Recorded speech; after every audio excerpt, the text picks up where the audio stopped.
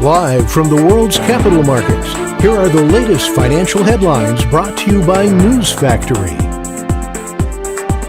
Hello and welcome to Monday's Daily Financial Review. Here's what's making the headlines in the markets today. The dollar-yen pair saw a minor rise of 0.1% in the last session. The stochastic RSI is giving a negative signal, going against our overall technical analysis. The last session saw the Bitcoin gain 0.6% against the dollar. The Williams indicator is giving a positive signal, going against our overall technical analysis. The gold-dollar pair dove 1% in the last session. The ROC is giving a negative signal. The oil-dollar pair plummeted 1.8% in the last session.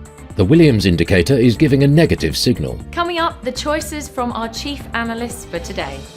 More than 100 people were killed in an explosion at an illegal oil refining depot on the border of Nigeria's Rivers and Imo states, a local government official and an environmental group said.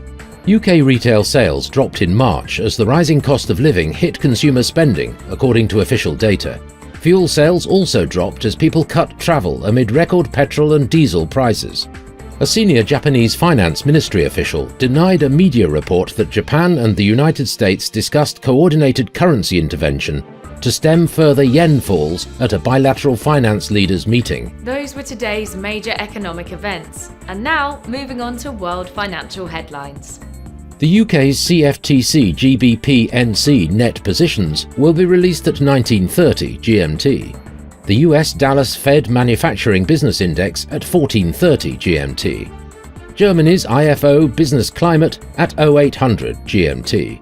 Germany's IFO Current Assessment will be released at 0800 GMT. Japan's unemployment rate at 23:30 GMT. The US Chicago Fed National Activity Index at 12:30 GMT. We hope that you've enjoyed Monday's financial review.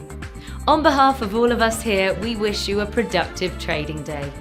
Be sure to join us tomorrow morning for the latest news and events from the financial markets.